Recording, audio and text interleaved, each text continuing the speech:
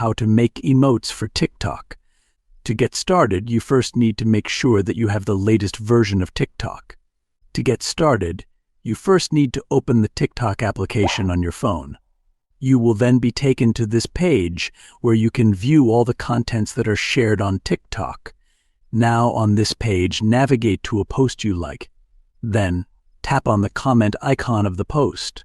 Once you're in the comment section, go to the comment bar.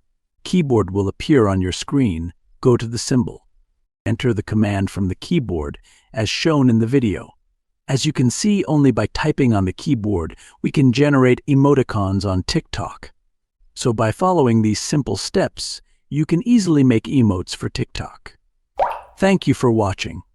Please leave a like if this tutorial helped you, or leave a comment below if you have any questions related to the video.